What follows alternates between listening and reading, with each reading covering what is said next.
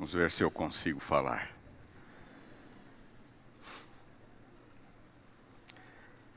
Peço desculpas a estes que estão deste lado. Vou ter que ficar a maior parte do tempo de costas para vocês.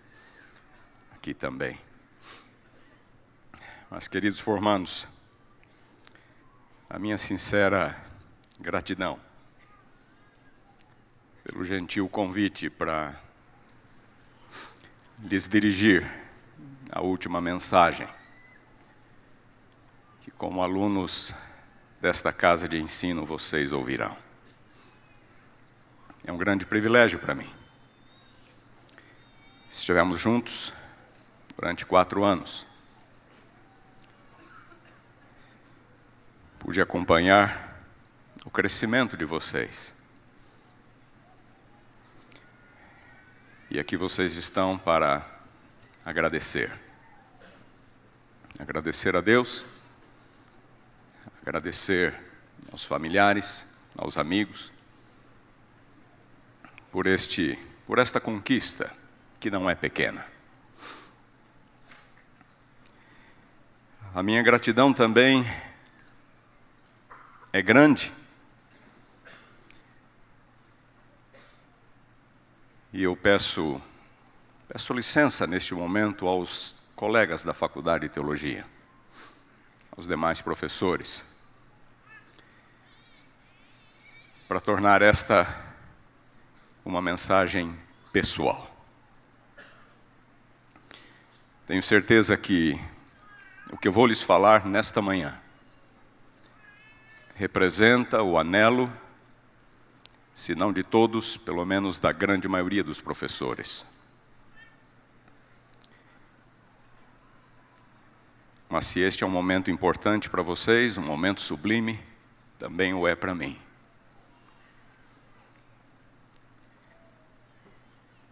Talvez seja a última mensagem. E como professor desta instituição, eu profiro. E ao pensar no que falar,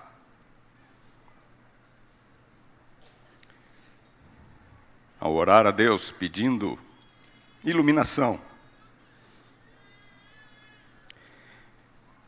meus pensamentos se voltaram para um tema que não é novo para vocês, nem um pouco.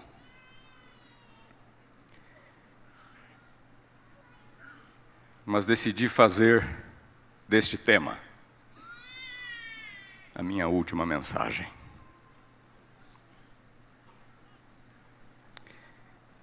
E esta homenagem que vocês acabaram de prestar veio exatamente a calhar com aquilo que eu gostaria de lhes falar nesta manhã.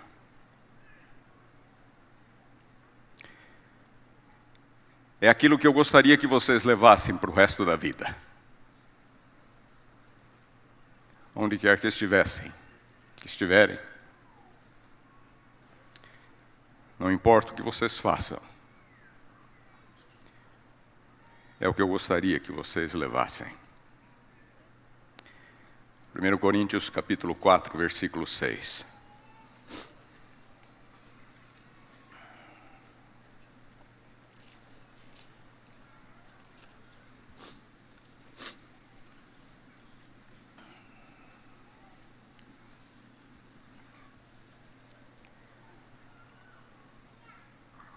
Diz o apóstolo Paulo: estas coisas, irmãos, apliquei-as figuradamente a mim mesmo e a Apolo. Apolo era um dos auxiliares de Paulo que trabalhava em Corinto. Por vossa causa, para que por nosso exemplo aprendais isto: não ultrapasseis o que está escrito, a fim de que ninguém se ensoberbeça a favor de um, em detrimento de outro. Não ultrapasseis o que está escrito. 2 Coríntios, capítulo 1, versículo 13.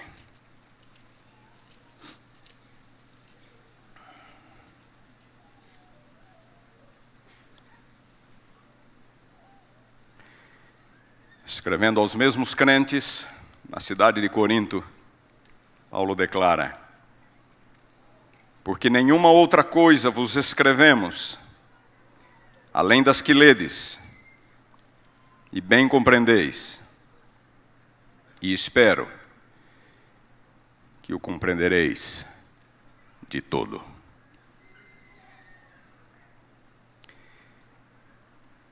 Nesses dois versículos temos duas preciosas exortações de Paulo. Não ir além do que está escrito, mas também não ficar aquém do que está escrito. Nem mais, nem menos. Nem mais, nem menos do que diz a palavra. Neste ano, 2017, a cristandade celebra os 500 anos da Reforma Protestante. Segundo os historiadores, foi exatamente no dia 31 de outubro de 1517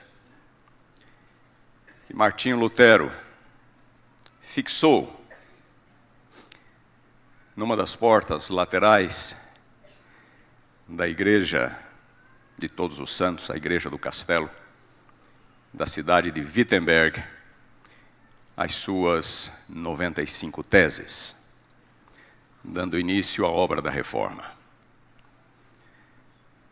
Aquela porta do templo de Lutero não está mais lá, foi destruída num incêndio. Em seu lugar, hoje, existe uma porta de metal que traz exatamente as 95 teses gravadas. Há uma dúvida se Lutero pregou ou colou suas 95 teses. Mas isto não faz nenhuma diferença. 31 de outubro de 1517. Esta, porém, não foi a primeira experiência de Martinho Lutero com o Evangelho. Sua primeira experiência começou em 1510, alguns historiadores vão dizer 1511, numa viagem que este monge alemão, lá do norte da Saxônia, fez à cidade de Roma. E ali em Roma existe até os dias de hoje um santuário, ao lado da Basílica São João Laterano. É um santuário intitulado com o nome Scala Sancta, ou Escada Santa, em português. Dentro deste santuário existe uma escada de 28 degraus, que, segundo a tradição católica, um dia estivera na casa de Pilatos, o pretório, em Jerusalém, e o próprio Senhor Jesus teria subido por estas escadas, por esses degraus, por ocasião de seu julgamento por Pilatos. Trazido para Roma no IV século pela mãe do imperador Constantino, Helena, e reconstruída neste local. Desde a antiguidade, ao longo de toda a Idade Média até hoje, fiéis católicos se enfileiram para subir de joelhos a esta escada. Em cada degrau eles param e oram o Pai Nosso. Segundo o ensino católico, quem subir esta escada e orar o Pai Nosso estará livre do purgatório. Lutero, 1510, como um bom católico, foi até ali. E enquanto subia de joelhos, orando e beijando cada degrau,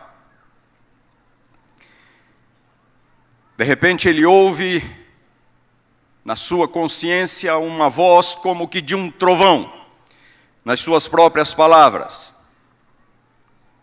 dizendo: o justo viverá pela fé.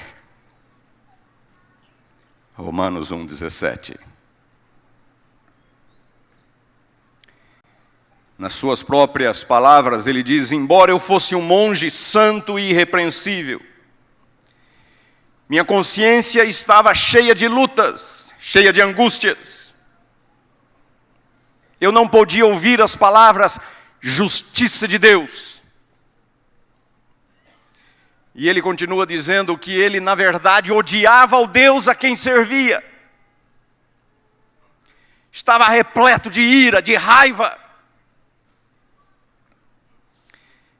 Porque esse Deus, não satisfeito em atormentar as suas miseráveis criaturas, já perdidas por causa do pecado original,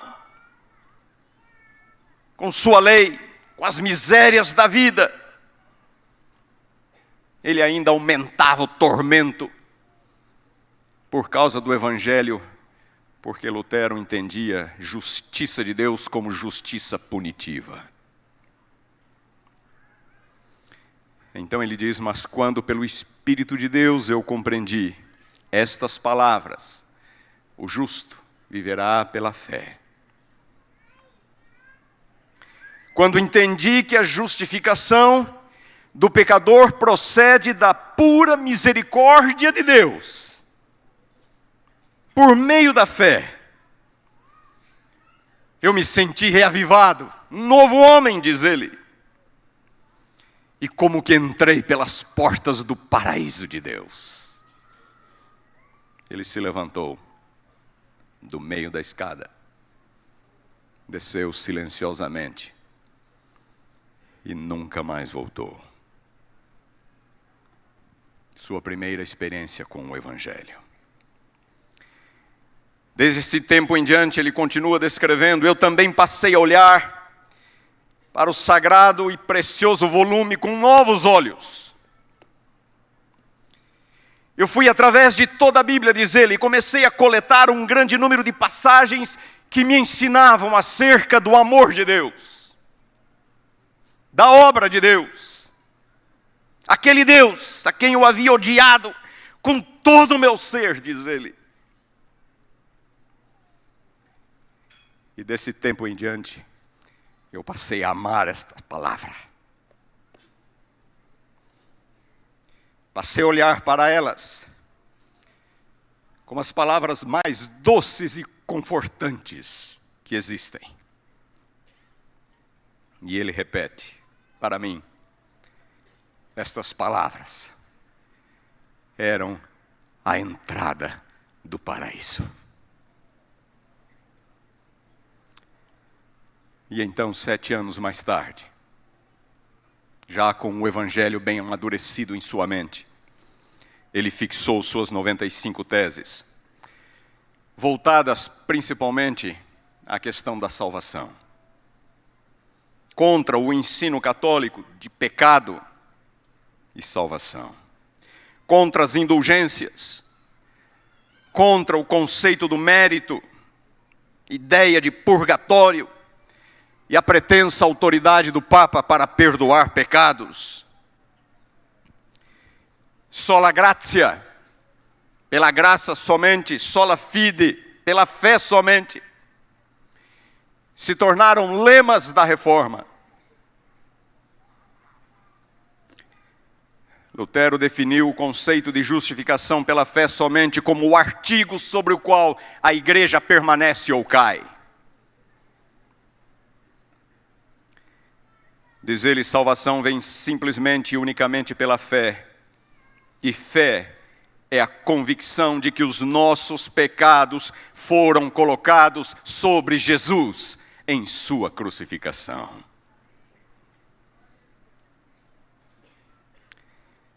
Mas Lutero só pôde manter o princípio da sola fide ou sola gratia,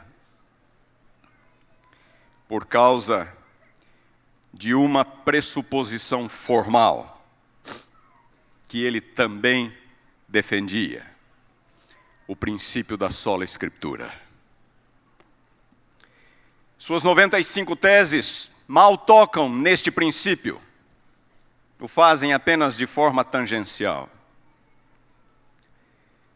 Não foi senão 2 anos mais tarde, 1519, em seus debates públicos com Johann Eck, que Lutero começou a falar mais ativamente acerca do princípio da sola Escritura. Eck perguntou a Lutero como ele podia compreender a Bíblia sem os papas, sem os concílios, sem as universidades, sem os escritos dos pais da igreja. Lutero respondeu: um simples leigo, armado com a Escritura, é mais forte que o mais poderoso Papa, ou concílio sem ela.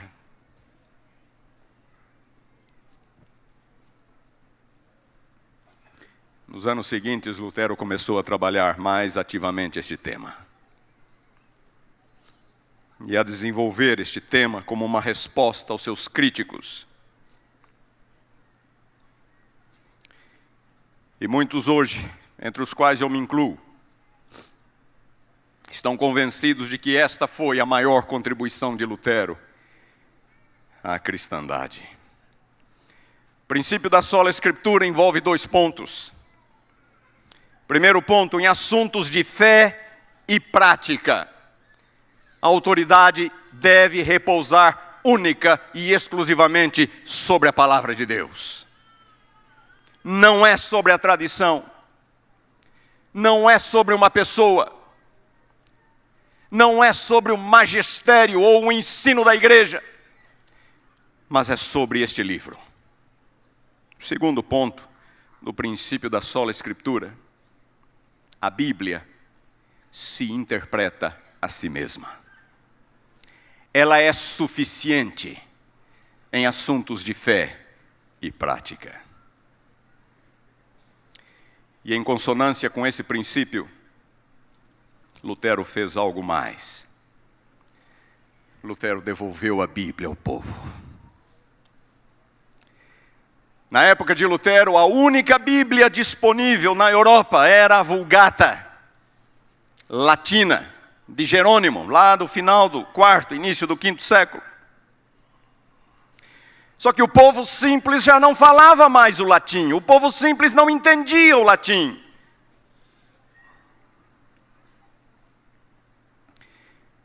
E a própria tradição católica, por ensino e por prática, havia bloqueado o acesso do povo comum à Bíblia. Nas igrejas, Bíblias estavam acorrentadas ao púlpito. Manuscritos bíblicos eram guardados a 7 chaves em mosteiros. Reis, príncipes e as classes aristocráticas podiam ter as suas cópias, os seus exemplares, mas não o povo comum. Quando Gutenberg inventou a imprensa com tipos móveis em meados do século XV, a primeira Bíblia que ele produziu foi exatamente, o primeiro livro representativo produzido por Gutenberg foi exatamente a Vulgata latina de Jerônimo, que o povo não lia, não entendia mais, e que o povo não tinha acesso. Em 1456, quando a Vulgata ficou pronta, quando Gutenberg editou seu primeiro exemplar, um único volume da Bíblia custava o equivalente a uma casa de porte médio hoje. E então, em 1522, Lutero traduziu o Novo Testamento para a língua alemã, diretamente das línguas originais, não do latim, a língua considerada sagrada pela igreja. Para muitos isto era uma heresia. Lutero aprendera grego e hebraico na escola de latim, da cidade de Magdeburgo. E para que pudesse traduzi-la, para que o povo pudesse entendê-la, diz-nos a história que ele ia às vilas, às cidades, nos mercados, nas feiras, nas ruas, falar com o povo, ouvir o povo, para que sua tradução estivesse o mais próximo possível da língua que eles falavam.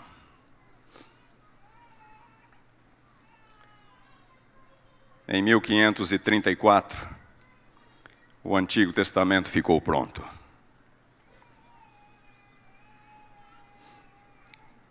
E então, Lutero devolveu a Bíblia ao povo.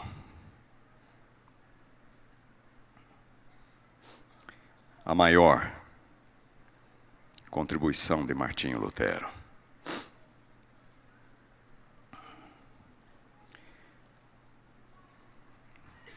Qual é a relevância da reforma protestante para nós, adventistas do sétimo dia? Cremos nós nos 3 solas da reforma de Lutero.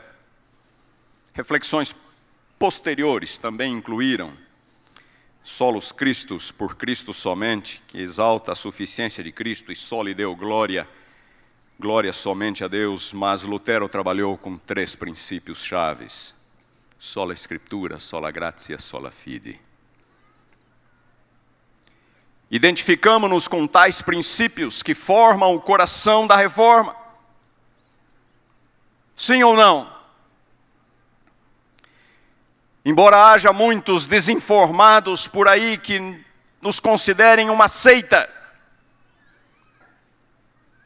sim, nós nos identificamos com os solas da reforma. Em nossa definição oficial de fé, de crença, lá está: sola Escritura, sola gratia, sola fide. Consideramos-nos legítimos herdeiros da reforma, não os únicos, é claro. Falamos já sobre isso, vocês se lembram. Mas estamos convencidos de que a reforma não restaurou todas as verdades e que esta obra precisa ser levada adiante. Sr. White, no livro Grande Conflito, página 148, declara: a reforma não terminou com Lutero, como muitos supõem. Continuará até o fim da história deste mundo. E nós reivindicamos um lugar nesta sucessão de esforços que visam a restaurar verdades negligenciadas, obscurecidas por séculos de erros, tradições humanas. Começando pela centralidade da palavra de Deus, da Escritura. É uma pena, porém, constatarmos que ainda existem pessoas confusas em nosso meio, achando que obediência à lei ainda é uma condição para a salvação, ou de que o nosso cânon não tem apenas 66 livros.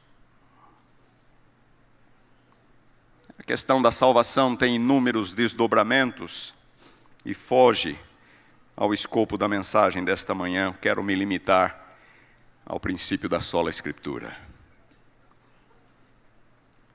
Estamos ou não estamos alinhados com a reforma em relação a este assunto, a questão da centralidade, da autoridade e da suficiência da Escritura?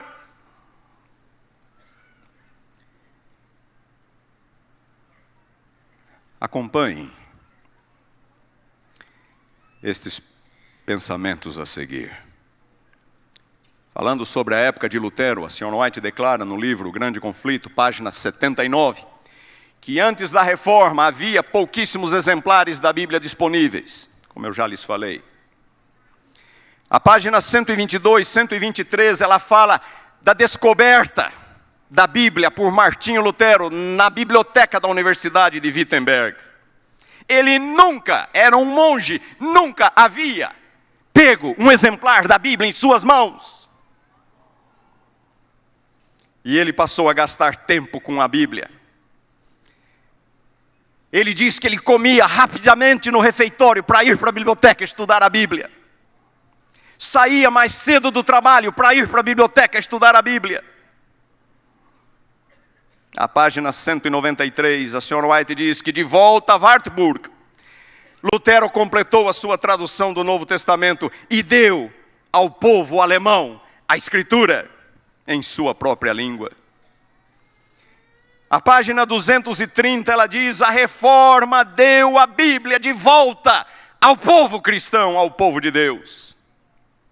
Uma Bíblia aberta, diz ela, que as pessoas simples podiam agora manusear, ler e entender. A página 238, ela fala dos valdenses que prepararam o caminho para a Reforma, espalhando a Bíblia pela Europa. A página 245, ela diz: Lutero estava abrindo a Bíblia perante o povo,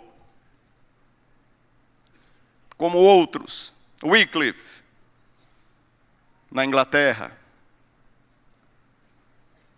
Zwinglio, na Suíça. A página 388, ela diz: Roma privara o povo da Bíblia e coube a Reforma devolvê-la. E finalmente, a página 595, ela diz o seguinte: Deus terá sobre a terra um povo que mantenha a Bíblia, e a Bíblia tão só, como a norma de todas as doutrinas e a base de todas as reformas. E ela continua dizendo: opiniões de homens, deduções da ciência, credos, decisões de concílios eclesiásticos, as igrejas, nada disto individualmente, nem tudo em conjunto, deveria considerar-se como prova em favor ou contra qualquer ponto em assunto religioso. E ela termina o parágrafo dizendo: antes de aceitar qualquer doutrina ou preceito, devemos pedir um claro assim diz o Senhor em seu apoio. Deus terá sobre a terra um povo que mantém a Bíblia e a Bíblia somente. Que povo é este? Que povo é este? Esta citação vem do capítulo 37 do livro O Grande Conflito. Este capítulo 37 é intitulado Nossa Única Salvaguarda. E ela inicia o capítulo dizendo: o povo de Deus é encaminhado às santas escrituras como a salvaguarda contra as influências dos falsos ensinadores e do poder ilusório do espírito das trevas. É assim que ela começa o capítulo, página 593. Em todo o parágrafo, ela fala de como Satanás emprega todo o artifício possível para impedir o ser humano de conhecer a Bíblia. Tempo, falta de tempo, competição da mídia, dos entretenimentos. A verdade e o erro estão muito próximos. E então ela coloca esta declaração no contexto do grande conflito entre o bem e o mal. Exatamente no contexto do grande conflito entre o bem e o mal. E aqui estamos nós, exatamente no meio de uma batalha de duas frentes, no tocante às Escrituras. Uma batalha de duas frentes. De um lado, o liberalismo, que tenta de forma aberta ou sutil negar a inspiração ou minimizar a autoridade suprema da Bíblia, introduzindo a razão humana em seu lugar. De um lado, o liberalismo. Do outro, o fundamentalismo. Não satisfeito com o que a Bíblia diz, se esforça para ir além do que está escrito, estabelecendo conceitos, impondo padrões de fé, de comportamento estranhos ao Evangelho. E o pior é que o fazem sob o manto da piedade. Uma batalha de duas frentes.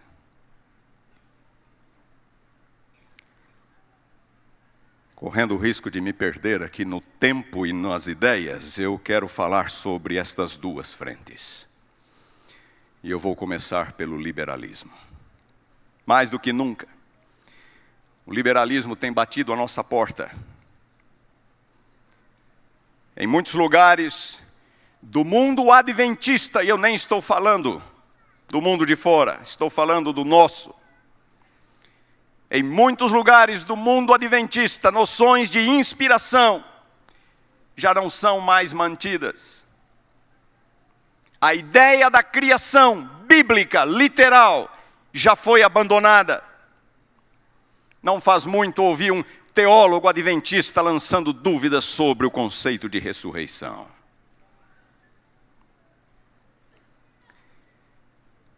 Mas sabem de uma coisa? Mais perigoso do que esta rejeição aberta destes conceitos, especialmente em nosso meio, aqui, mais perigoso é a negação dissimulada, em nome da tolerância, em nome da liberdade acadêmica, ou da libertação de uma religião centrada na forma. 3 pontos: tolerância, liberdade acadêmica e uma religião formal.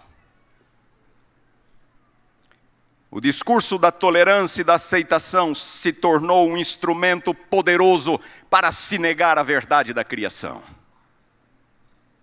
O mais fundamental de todos os conceitos bíblicos. Não é à toa que a Bíblia começa: no princípio criou Deus.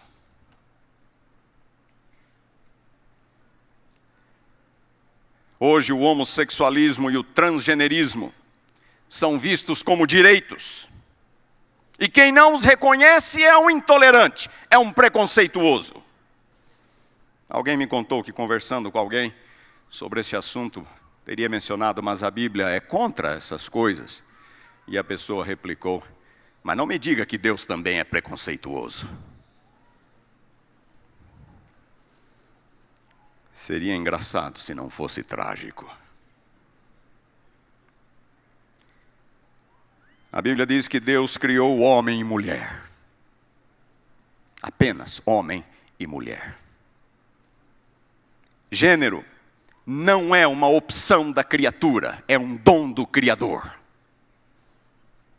Por mais que os ideólogos das ciências sociais se esforcem por defender o contrário, a própria ciência deixa claro de que não existe o gene homossexual. Simplesmente não existe. E a questão de gênero é uma questão biológica. Não é uma questão social. Isso é tão óbvio que basta meio neurônio para entender. Se o homossexualismo e o transgenerismo se tornassem o padrão da humanidade, a raça humana entraria em extinção. Seria a extinção da raça humana. Romanos capítulo 1, versículos 21 a 27. Paulo fala daqueles que não glorificaram a Deus como Criador. Não deram graças, se tornaram nulos em seus próprios raciocínios. e isso obscureceu ainda mais o seu coração insensato. Versículo 22, Paulo diz que, inculcando-se por sábios, se tornaram loucos. Mudaram a glória do Deus incorruptível, em semelhança da imagem do homem corruptível. Aves, quadrúpedes, répteis. Versículo 24, por isso Deus os entregou à imundícia, pela concupiscência de seu próprio coração, para desonrarem o seu corpo entre si. Pois eles mudaram a verdade de Deus em mentira, adorando e servindo a criatura no lugar do Criador. É o humanismo que está ao nosso redor. Por causa disso, Deus os entregou a paixões infames. Porque até as mulheres mudaram o modo natural de suas relações íntimas por outro, contrário à natureza. Semelhantemente, os homens, também deixando o contato natural da mulher, se inflamaram mutuamente em sua sensualidade, cometendo torpeza, homem com homens, recebendo em si mesmos a merecida punição de seu erro. Pergunto: se o homossexualismo e o transgenerismo são opções válidas, por que outras opções sexuais também não o seriam? Me digam, por que não? Algum tempo atrás debatíamos a fornicação. Ontem debatíamos o homossexualismo. Hoje estamos à volta com o transgenerismo. E amanhã? O que vamos debater amanhã? Adultério? Pedofilia? Zoofilia, sexo com animais? Necrofilia, sexo com cadáveres? Existem em alguns países nórdicos clubes de zoofilia.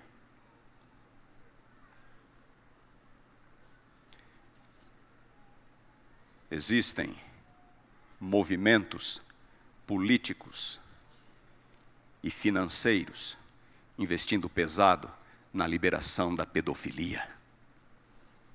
Não precisamos ir muito longe para encontrar tais movimentos.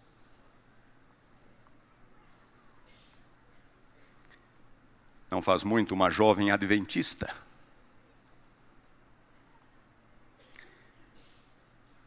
procurou a sua dentista. Uma inflamação estranha na gengiva. Foi medicada, nada resolveu. Procurou um médico, infectologista. Foi medicada, nada resolveu. E o problema piorando.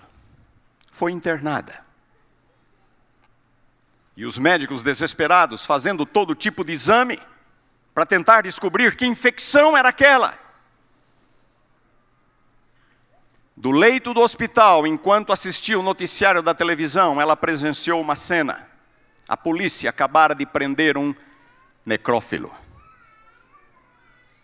que abria sepulturas para ter relações sexuais com cadáveres recém-sepultados. Aquele necrófilo era alguém que ela conhecera algumas semanas antes, numa festinha inocente, e ficara com ele. Dera alguns beijos nele. Ela estava infectada com um vírus de cadáveres. Queridos jovens, a palavra de Deus é uma proteção para nós, para você, para nós. As leis de Deus são uma proteção para nós. Quando abandonamos a palavra de Deus, qual será o próximo passo? Abandonamos num ponto, abrimos, escancaramos as portas para o próximo. E o que é que vem a seguir? Vivemos momentos difíceis. Se aparecer alguém aqui na escola, um homem, dizendo: Minha alma é de mulher e eu quero viver no dormitório feminino. O que é que vamos fazer?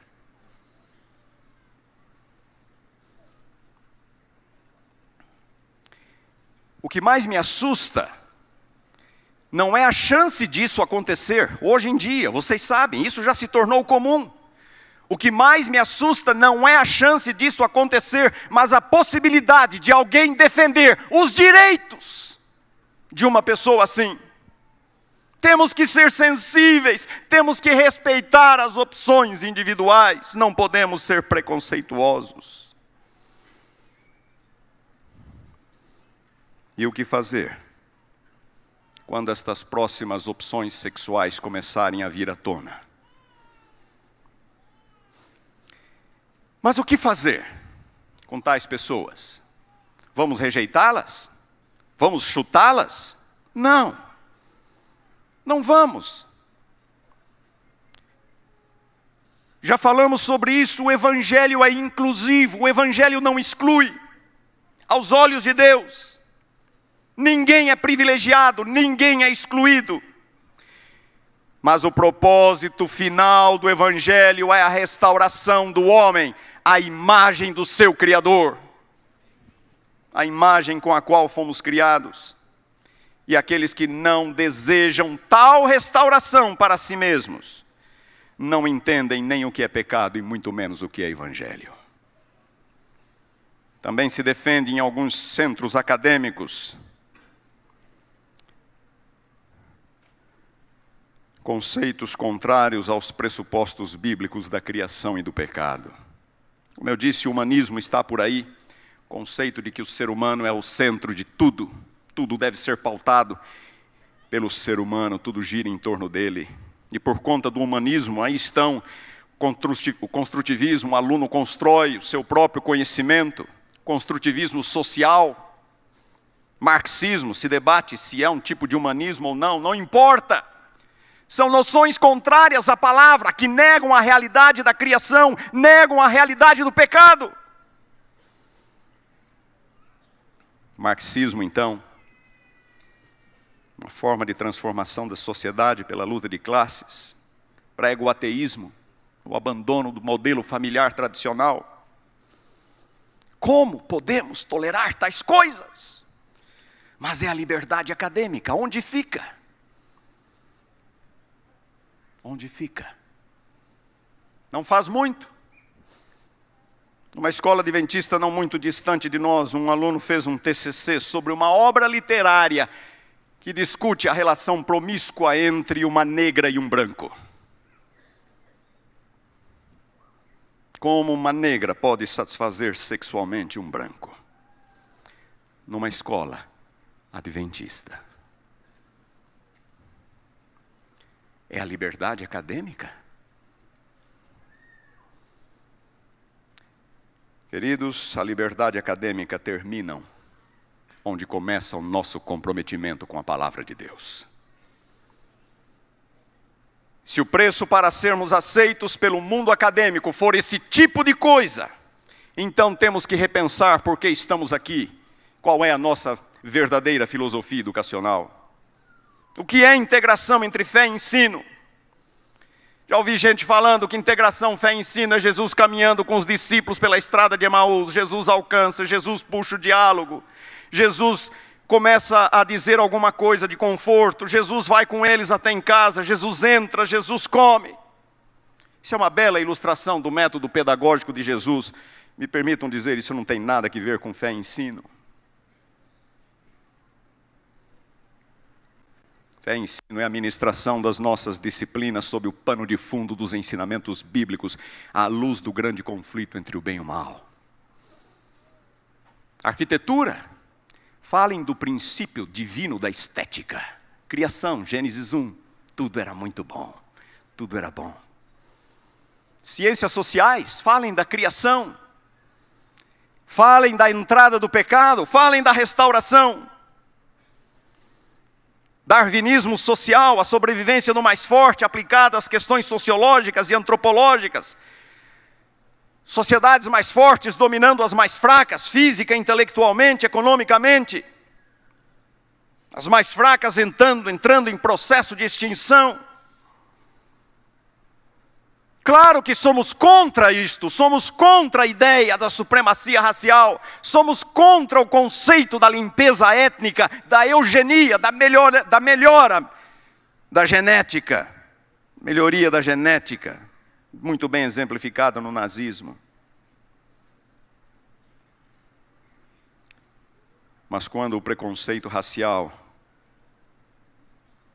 é visto puramente como uma questão sociológica ou antropológica, em vez de ser colocado no contexto do grande conflito entre o bem e o mal, então temos um problema. Temos um problema. Não contribui para a correta erradicação ou a restauração dos ideais divinos para com o ser humano. Porque muitos de nossos alunos detestam as classes de religião, quando as classes de religião deveriam ser a cereja do bolo. Deveriam ser a cereja do bolo. É um elemento intruso. Por que eu tenho que estudar religião? A libertação da forma. E eu vou mexer, já que eu comecei, eu vou continuar a mexer em vespeiros.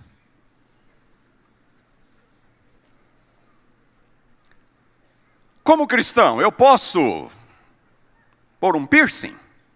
Posso fazer uma tatuagem? Um furinho na orelha. Eu pergunto, e 2? Posso fazer 2? 3? 4?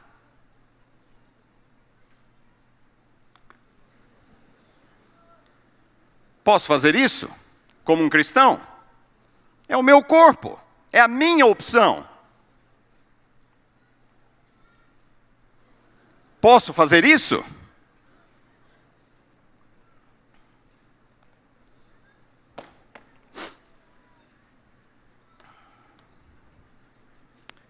Queridos, nós vivemos em meio a uma sociedade selvagem, neopagã. E nunca se esqueçam, um alcoólatra começa com um gole. Levítico capítulo 19, versículo 28, Moisés diz que o povo de Deus não vai perfurar ou marcar o seu corpo. Levítico 19, 28, o povo de Deus não vai perfurar ou marcar o seu corpo. Por quê? Moisés completa, Deus falando, porque eu sou o Senhor. Pessoas se marcam e se furam para indicar a que tribo pertencem. O cristão não se marca e nem se fura para indicar a que Deus ele serve. Na antiguidade, os pagãos costumavam perfurar o seu corpo e marcar a sua pele com os nomes e símbolos de seus deuses. Isto continua ainda hoje. Mas e se for um só? E se for discreto? Se pode 1, pode 2, pode 3, pode 4. E qual é o limite? É isso? Quando abandonamos o princípio de que fomos criados à imagem e à semelhança de Deus, e para a sua honra e para a sua glória, esse é o resultado. Qualquer coisa vale. É o homem se tornando caricatura de si mesmo. Os gregos, em sua observação do mundo, eles viam beleza, sem o auxílio da revelação, eles viam beleza, viam ordem, viam estética no mundo. Os gregos rejeitavam a circuncisão porque consideravam uma agressão a uma forma perfeita. A uma forma perfeita. E não tinham a revelação. É verdade que em muitos círculos adventistas, muitas vezes, nós testemunhamos o infeliz triunfo da forma sobre a essência. Para muitos, religião parece se limitar a não usar brincos, não usar joias, não usar tatuagens, não usar esse tipo de roupa, não comer isso, não comer aquilo. E qual é a solução contra esses legalistas inveterados? Qual é a solução? É romper com a forma? Ou é resgatar a essência do Evangelho? A forma da igreja é ruim? E a do mundo é boa? Qual é o limite? Muitos se revoltam contra a forma, sem contudo quererem resgatar a essência, apenas porque querem copiar a forma do mundo. A forma não é nada sem a essência, mas há um significado na forma. Eu sou o Senhor, Levítico 19, 28. Quer comais, quer bebais ou façais qualquer outra coisa, fazei tudo para a glória de Deus. 1 Coríntios 10, 31.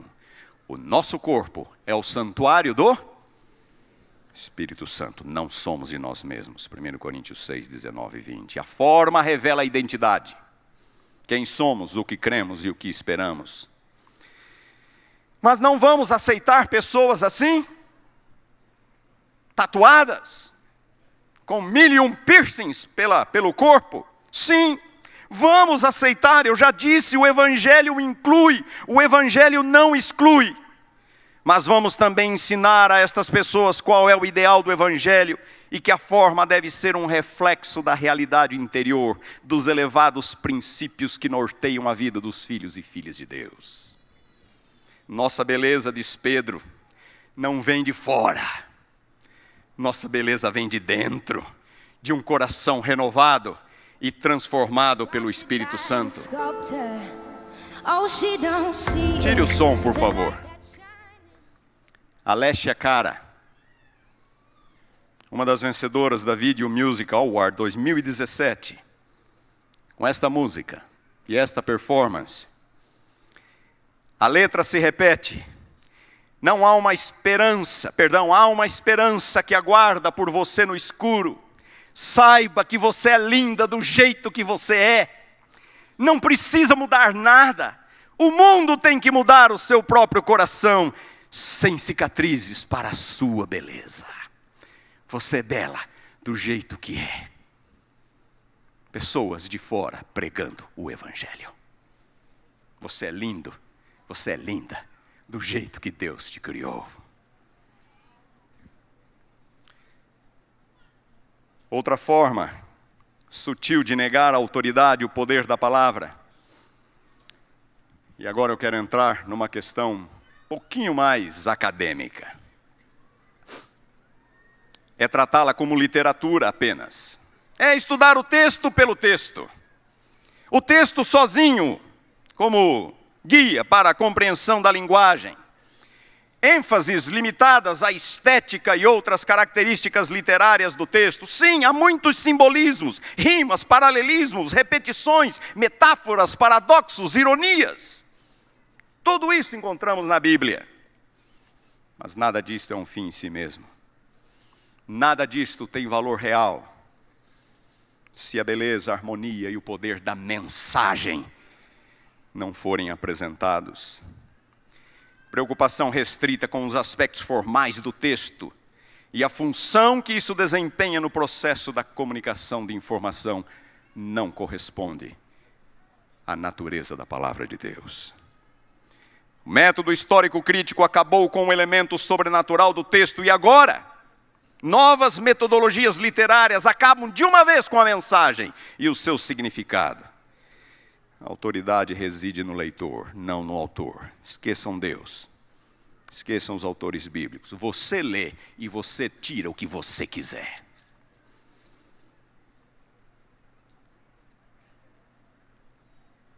Do outro lado do espectro está o fundamentalismo. Meu tempo já acabou. Eu peço um minuto de paciência de vocês e de vocês. Para muitos, a solução contra o liberalismo é ir para o outro extremo, o fundamentalismo. E é aqui que o problema se torna mais próximo do que nunca. Fundamentalismo não é a solução para o liberalismo. Um extremo nunca foi a solução para o outro extremo. Fundamentalismo não é a solução para nada, porque ele é em si mesmo um desvio da verdade bíblica, talvez até pior do que o liberalismo. Sabem por quê? Porque o fundamentalismo se apresenta sob o manto da piedade, com uma aparência de religiosidade. Uma pessoa fundamentalista tem interesse pelas coisas de Deus, tem um senso de religiosidade, ela tem preocupação para com a santidade da igreja, a volta de Jesus. O problema é que o fundamentalismo se coloca como modelo para os outros, e por isto acaba se tornando ainda mais insidioso e danoso que o liberalismo. Eu quero deixar bem claro que não há nenhuma virtude no liberalismo. Mas o meu ponto é que o fundamentalismo é pior, por causa da influência que ele exerce e da facilidade com que ele desvia pessoas que têm uma inclinação natural à religiosidade. Basta citar um exemplo. Nos dias de Jesus havia liberais e conservadores na sociedade de Israel. Saduceus de um lado, fariseus de outro. Qual grupo Jesus mais criticou? Foram os fariseus. Os fundamentalistas. Não que havia virtudes em ser saduceu, em ser liberal, mas é que o fariseu se colocava diante do povo como modelo do verdadeiro judeu, modelo do verdadeiro cristão. É assim que você tem que ser, se você quiser ser um bom cristão. O povo olhava para o ideal religioso dos fariseus e se sentia atraído. E é por conta disso que Jesus bateu muito mais nos fariseus do que nos saduceus. O que é o fundamentalismo?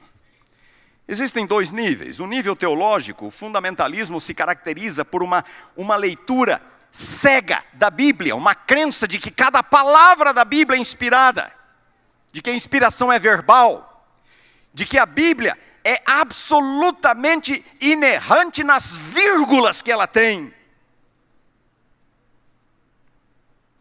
Os fundamentalistas adotam a chamada leitura simples da Bíblia, plain reading em inglês. Eles rejeitam técnicas avançadas de exegese, de interpretação, rejeitam disciplinas auxiliares como arqueologia, história do texto, o estudo das línguas. Eles dizem, não, a Bíblia é simples. Basta com que o coração seja regenerado e a influência do Espírito é suficiente.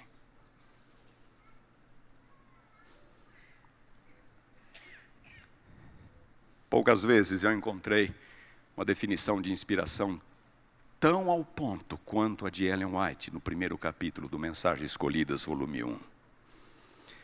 Ela rejeita a inspiração verbal. Ela rejeita o conceito de inerrância. Ela fala sobre a diversidade de pensamentos na Bíblia, de ideias e conceitos. Entre os adventistas, fundamentalismo envolve um segundo ponto, que é o uso de Ellen White como se fosse parte da Bíblia. Mas não é? Quase eu ouvi essa frase, não é?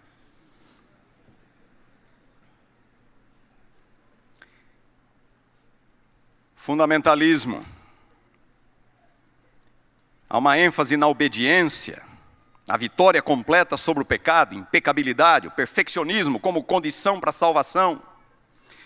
Dizem que justificação pela fé se refere apenas aos pecados passados, pecados presentes e futuros. É você e a lei, mais ninguém.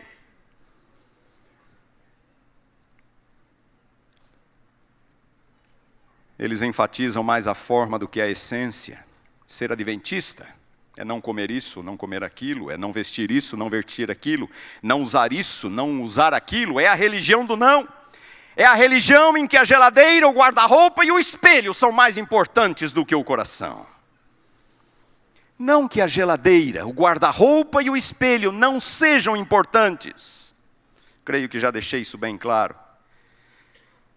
Mas é que para tais pessoas, religião se resume a isso. Muitos são crentes sinceros, querem fazer o seu melhor, mas estão confusos, não sabem o que é graça, não sabem o que é fé. e não se sentem salvos enquanto não alcançarem a perfeição. Vivem uma religião farisaica, legalística, atormentadas pelo sentimento de culpa e pecado. Não têm a certeza da salvação e nem acham que podemos tê-la. Carregam um fardo, exatamente o fardo que Jesus carregou na cruz. Um filósofo grego, que eu não me lembro quem agora, estou me lembrando disso neste momento, ele conta uma alegoria de um homem carregando um saco pesado nos ombros. E então alguém passa por ele e oferece o seu segundo cavalo para ele seguir adiante. E ele sobe o cavalo e continua com o saco pesado nos ombros. Eu tenho em casa, queria ter trazido, eu me esqueci de trazer, ficou em cima da escrivaninha, um manuscrito concluído em 1993 por um ex-professor de teologia de São Paulo. Ele me procurara antes de começar a pesquisar o livro, dizendo: eu não creio que o ser humano, o crente, possa ter certeza da salvação. Não acredito nisso. Mas você tem pregado muito sobre esse assunto. Eu falei: pastor, pesquise, vá para a Bíblia, vá para o espírito de profecia. E ele aceitou o desafio. 3 anos depois, ele me procurou com um manuscrito. Está em casa, ficou sobre a minha escrivaninha. No manuscrito ele coloca uma carta, datada de 1993. Queria ter lido, queria ler essa carta para vocês. Ficou em casa.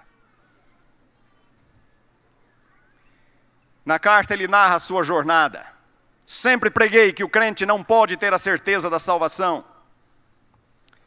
Então fui desafiado a pesquisar o assunto. E ao longo da minha pesquisa eu descobri exatamente o contrário. Que a certeza da salvação é um elemento fundamental, é um ingrediente fundamental do Evangelho. Coisa extraordinária, não? Perfeccionista a vida inteira. Já anos depois de aposentado, ele descobre a beleza do Evangelho. E então, no último parágrafo da carta, ele diz assim: mas eu creio que a igreja não está pronta para ouvir essa mensagem. Que tragédia! Que tragédia! Mas os perfeccionistas se consideram os únicos corretos, o verdadeiro remanescente. Criticam os que não vivem como eles. E sabem, esse é um interessante, eu acho isso muito interessante. Querem ser perfeitos e são os primeiros a violar o Evangelho, criticando.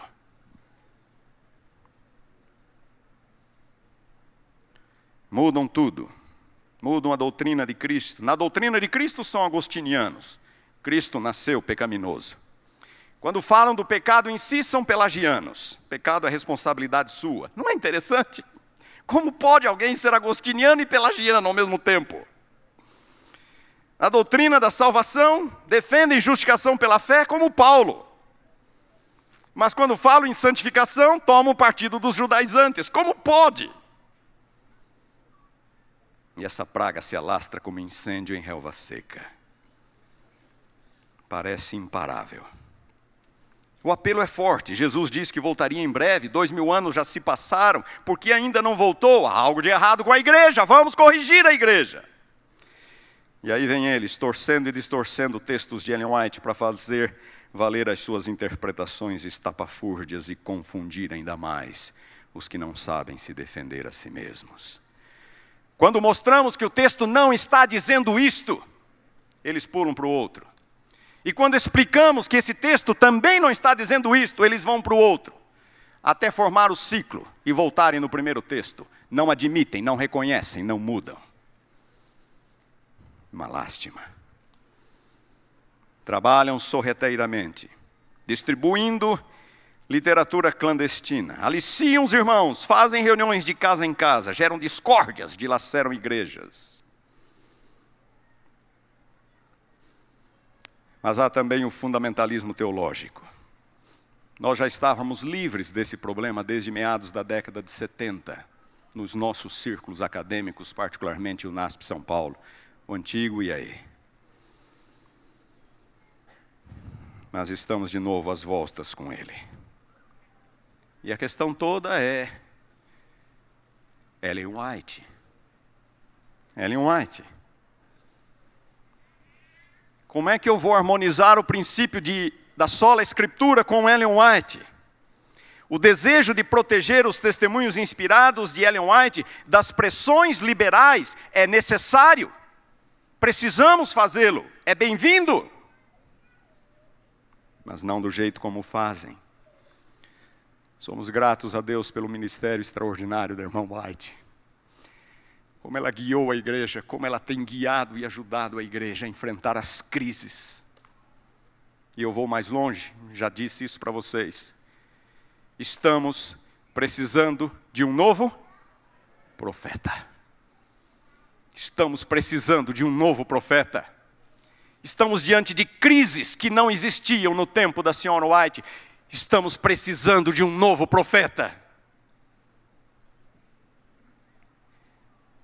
Mas Ellen White jamais advogou autoridade canônica ou infalibilidade, conquanto seja digna de todo respeito, admiração, gratidão a Deus pelo seu ministério profético.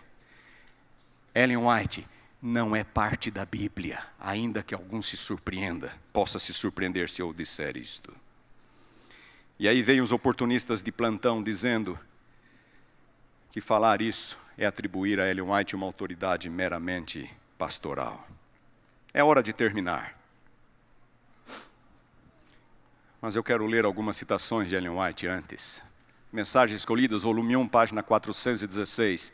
A Bíblia e a Bíblia tão só deve ser o nosso credo. A Bíblia e a Bíblia tão só. O homem é falível, mas a palavra de Deus é infalível. Ergamos o estandarte no qual está escrito: a Bíblia, nossa regra de fé e disciplina. Quem foi que disse isto?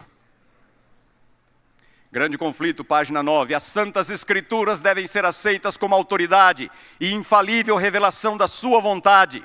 Elas, as santas escrituras, são a norma do caráter, o revelador das doutrinas, a pedra de toque da experiência religiosa. O Espírito não foi dado, o Espírito que a inspirou, é disso que ela está falando. O Espírito não foi dado, nem nunca o poderia ser, a fim de sobrepujar-se à Escritura, pois esta explicitamente declara ser ela mesma a norma pela qual todo ensino e experiência devem ser aferidos. Evangelismo 256, não devem os testemunhos da irmã White, é ela falando, tá? Não devem os testemunhos da irmã White ser postos na dianteira. A palavra de Deus é a norma infalível. Não devem os testemunhos substituir a palavra. Nossa atitude e crença tem por base a Bíblia. E nunca queremos que alma nenhuma faça prevalecer os testemunhos dela sobre a Bíblia. Palavras da senhora White. Quando justificando seu ministério, ela diz: vocês não estão familiarizados com as Escrituras? Se estivessem, não teria havido necessidade do meu ministério profético. Durante toda a sua vida, Ellen White levou os crentes de volta à palavra. De volta à palavra. Uma luz menor para conduzir homens e mulheres a uma luz maior. E aqueles que não conseguem harmonizar o princípio, o conceito da sola Escritura com a crença nos escritos de Ellen White, não deveriam se atrever a fazê-lo. Como eu disse, é hora de parar. Eu tinha muito que dizer.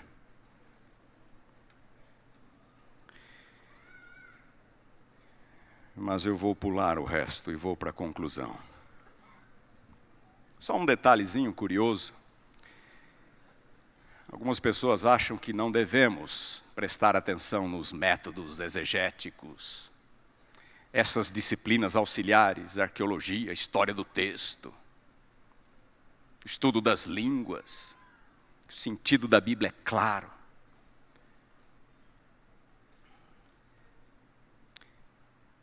Essas coisas estão sendo ditas por aí.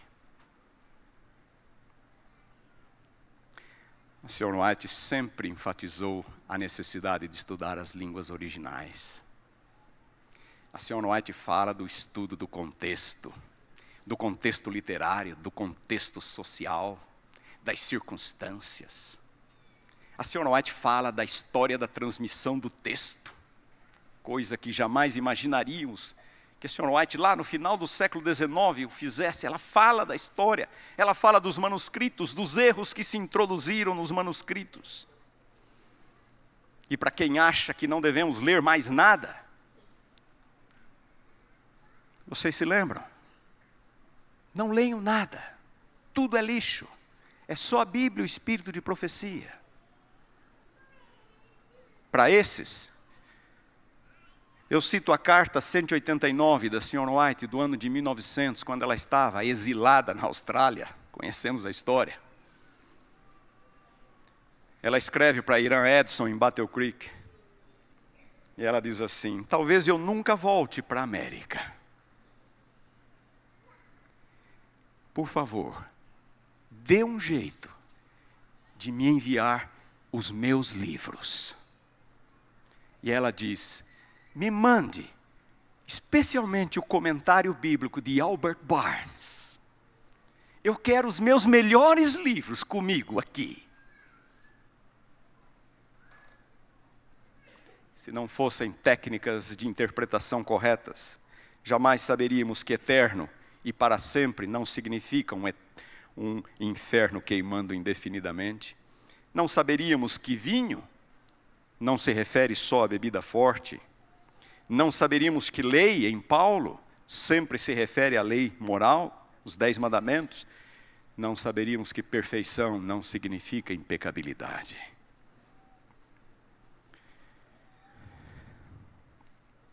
Queridos, estamos numa batalha de duas frentes. Duas frentes. Como devemos lutar? Paulo disse: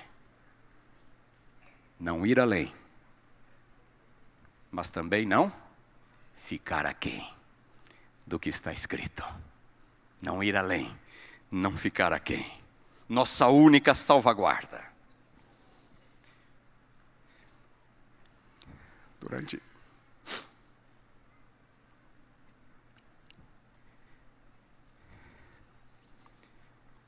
Durante todos esses anos, eu procurei exaltar esse livro com vocês. E eu não preciso lembrá-los disso. E vocês já disseram para eles que este talvez seja o maior legado que vocês vão levar de mim. Estava escrito aqui. Podem se esquecer de tudo que eu falei. Mas se vocês continuarem olhando para este livro como uma fonte inesgotável de tesouros, cavarem com oração, com dedicação, tirando mensagens, e vocês sabem como que dá para tirar coisa daqui, sem ser fantasioso, sem vir com ideias malucas, apenas permitindo com que o texto fale. Este será o minha maior recompensa. Fidelidade à palavra. Por mais de 40 anos, Pastor Domingos, Pastor Martin, Pastor Martini, Pastor Reinaldo, por mais de 40 anos, passada aquela época, por mais de 40 anos, a faculdade de teologia teve na Bíblia a sua centralidade. E eu tenho certeza que o meu desejo e dos colegas é de que isto continue. A Bíblia. Deus terá um povo que mantém a Bíblia, e a Bíblia tão só.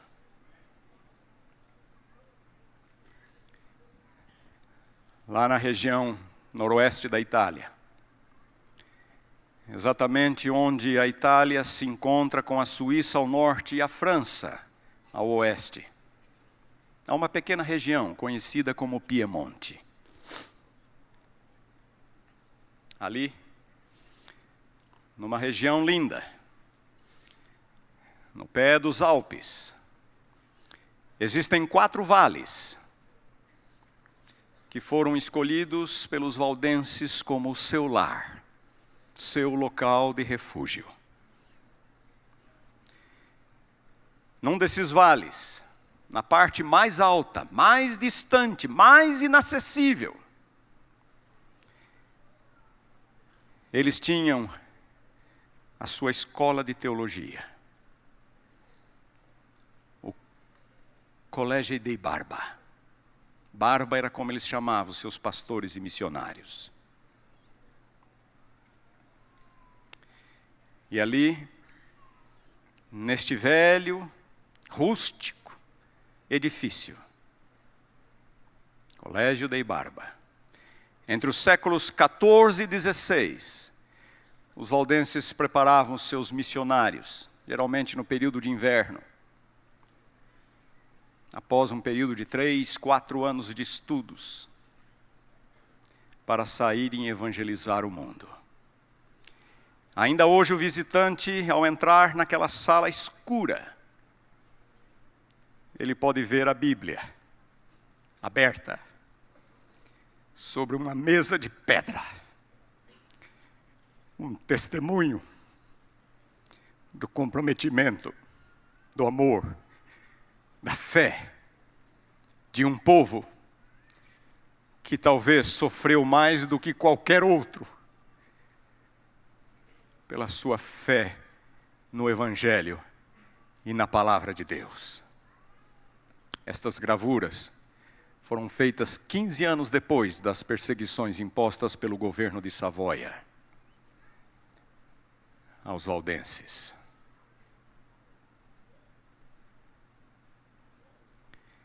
Ainda hoje, o visitante pode ver, em vários lugares, o símbolo valdense, Lux lucet in tenebris, que em português significa a luz resplandece nas trevas.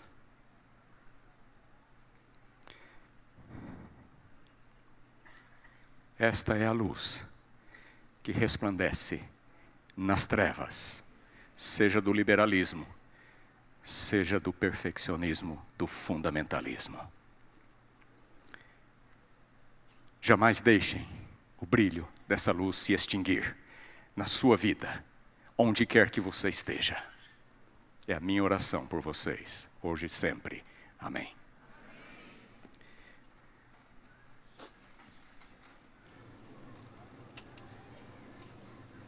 Eu gostaria de pedir a permissão aqui aos formandos, que agora vamos brindar com um belo hino em louvor a Deus, só para colocar vocês em contexto, talvez entender esse momento que está passando para o pastor e professor Wilson Paroski e os alunos. O professor Paroski, por mais de 30 anos, ele foi professor desta casa, do nosso seminário, mas este ano aceitou um convite de trabalhar nos Estados Unidos. Ele estará indo agora no início de janeiro para trabalhar na nossa universidade do Southern Adventist University, no estado de Tennessee, nos Estados Unidos. Por isso ele diz que este seria o seu último, provavelmente sua última mensagem como professor desta instituição. Nós reconhecemos o seu ministério, somos gratos a Deus, os alunos tiveram um momento especial com ele esta semana, mas queremos louvar a Deus pela sua vida, seu ministério. E certamente, com a certeza de que Deus vai acompanhar a ele e sua família nessa nova fase do seu ministério de serviço à igreja, sobretudo também o serviço a Deus. Okay? Que Deus o abençoe e continue realmente seguindo e utilizando o professor Paroski.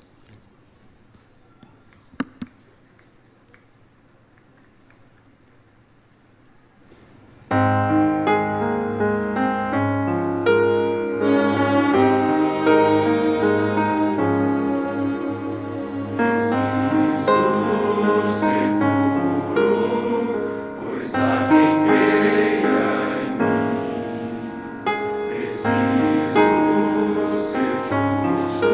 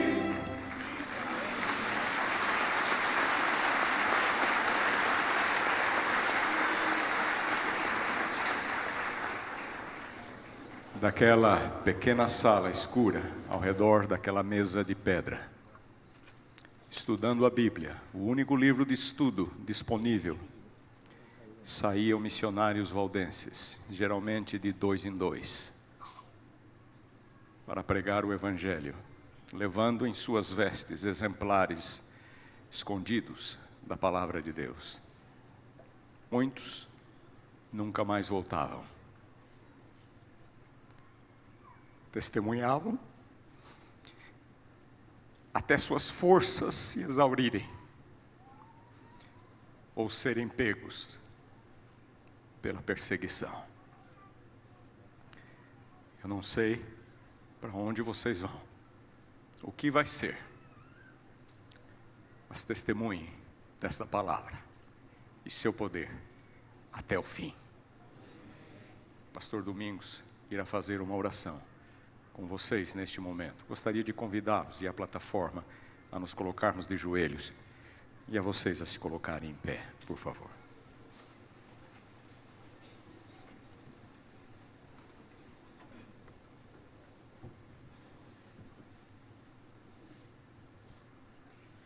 Grande Deus, nosso Pai, um final de semana de gratidão, um sábado de louvor em Teu nome. Em primeiro lugar, por ter enviado Jesus para morrer em nosso lugar e nos fazer filhos de Deus. Te louvamos por essa turma de formandos de 2017. Agora invocamos a Tua bênção sobre eles. Nós te louvamos por esta escola, pelos professores, especialmente pelo ministério do pastor Paroski, que agora vai servir em outra geografia. Que ele continue sendo uma bênção. Que aqui nós, alunos, juntos possamos continuar nos preparando e ajudando a preparar um povo para encontrar contigo. Obrigado também porque somos estudantes da Tua palavra. Obrigado pela Bíblia, um livro das dinastias, um livro presente, um livro do futuro. Que nós possamos, nem mais nem menos, e compreender plenamente nossa vida, viver a nossa vida baseado unicamente na Tua palavra. De maneira maravilhosa, como é a Tua palavra, o Teu Espírito, pedimos que abençoe estes formandos. De maneira muito especial, nós pedimos, como diz o texto bíblico, não que os tires do mundo, porque eles vão continuar sendo testemunha, eles abraçaram o chamado de Cristo Jesus. Eles abraçaram a missão de Cristo Jesus, de pregar a Tua palavra em tempo ou fora de tempo. Mas nós os pedimos que os livres do mal, e que eles amem e tenham somente a Tua palavra, pois a Tua palavra é a verdade. Possamos nos juntar a eles, e como o corpo de Cristo nesta terra, a exemplo dos valdenses, defender a Tua palavra e vivê-la plenamente em nossa vida. Uma bênção especial à Fati, que ela continue preparando homens, não só para esta vida, mas sobretudo para a eternidade. Que ele seja uma bênção ao próximo, à pátria, aos semelhantes, mas sobretudo a Jesus Cristo. Obrigado por este culto de adoração. Continue conosco. Toma cada formando em Tuas mãos, bem como a sua família, em nome de Jesus. Amém.